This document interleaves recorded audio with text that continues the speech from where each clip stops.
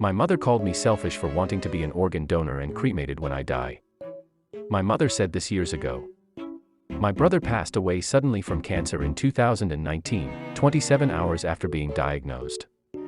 He was 37. It tore our family apart from the grief. It has caused us to make up our living wills and how we like to be buried. I was close to my brother, so he told me what he wanted if he died 4 years before he did. I planned his funeral and everything. My mother trusted me and was pleased of how I planned it. The day after his funeral, we were talking about how we wanted our bodies to be handled after death. I told her I wanted to donate my organs, and whatever is left, I wanted cremated and most of my ashes scattered. If family wanted to keep some, they can. My mother asked how else will she visit my grave. I told her I don't want a grave and again said they can have some of my ashes and plan a funeral if they like. I don't care if I get a funeral or not, personally. Then she told me it's a sin to not have your body intact when going into heaven. When I reminded her I am a non-believer, she started calling me selfish for putting a burden on her by making her think I'm going to hell for my body not being intact, and an atheist, started calling me selfish for not having a grave for her and family to visit, and selfish for not letting family keep all my ashes. When I told her, my body, my choice, my mother started to cry and she said, "Well, if you die before me, I'll make sure you have a grave. I don't care what you want. How could you be so self-absorbed?" I felt bad and apologized. She said, "Think about someone else for once. You know how selfish it is to want to pollute the environment with human remains." Yeah, I know now I said nothing wrong, but at the time, I felt like the butthole for not letting my family visit my grave, so that's why I apologized. Since then, I wrote a living will because I can't trust my mother to handle my wishes. Recently, when the conversation steered to death and burial, I again repeated my wishes. My mother said, "No, you're not. I'm not going to live the rest of my life thinking my daughter is in hell. I'll plan everything for you." Okay, Mom. Entitled Mom demands that I give my ice cream to her crying toddler. I, 25F, had to travel to a city 6 hours away for college-related work.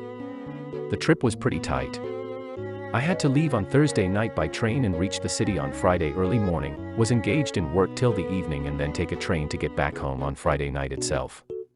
When I got into the train at about 10 p.m., I still hadn't had dinner. I was exhausted. I happened to share my cabin in the train with a middle-aged woman and her toddler. There was around 30 minutes left for the train to start, so I went out of the train, quickly got some snacks and ice cream and got back to the cabin. I decided to have the ice cream first because I didn't want it to melt. The toddler saw it and started asking for it.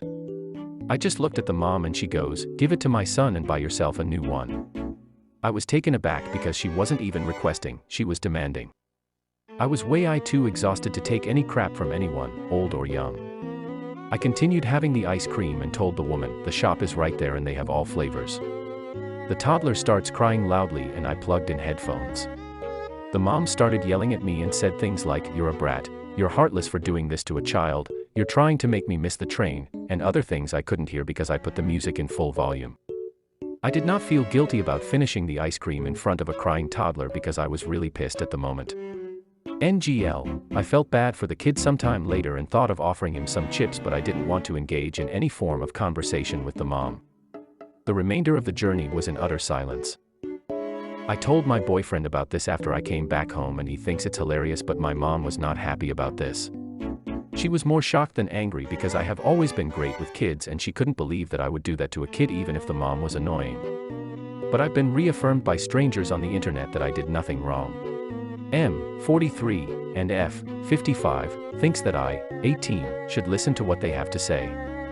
My parents have always stripped my self-esteem to its absolute lowest and often took away things that I loved: games, my loving partner, my sexuality, my gender, my job opportunities, my college application opportunity, my host family, my safety in a different country. They forced me to come back to my home country that is in complete chaos under a military coup, and even what I can do with my body.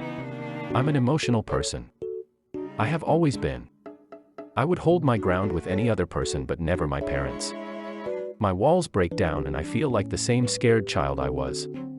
I remember when I was 7, we have recently moved to a new house and I constantly got nightmares, which later I found out were PTSD nightmares from my PE incident at 6. I would knock on my parents' bedroom door because I was too scared to sleep alone. Instead, my mother got angry at me one night and proceeded to drown me in my own bathtub as punishment, and I never knocked on her door again. This has traumatized me for life. I've been physically punished for my whole life. Of course, I'd be afraid of my parents. Of course. I've learned to hate and love them. I feel conflicted. I'm 18 now, almost 19. Every time I have a bad interaction with my parents where they degrade me and tell me how immature I am for having a different opinion, they go for verbal abuse. I would try to walk away to my room, but they pull me back down and make me listen to them degrading me. I'm not given room to calm down at all. Instead, I sit there triggered and crying.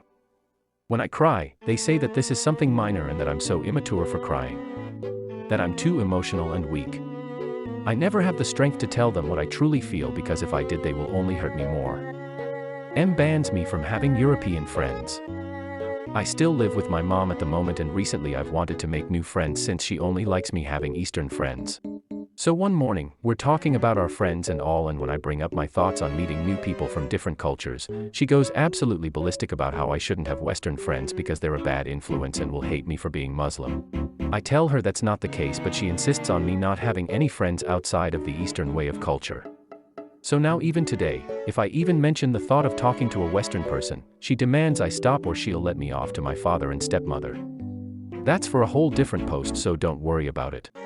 I talked to her about it and tried to stand up for myself, saying that I could have whatever friends I wanted to and it wasn't her business, since I can tell the difference between a bad friend and a good friend. But as usual, she berated me with awful comments, so I just shut up, and now here I am at home, posting this on the one site I won't be awfully criticized.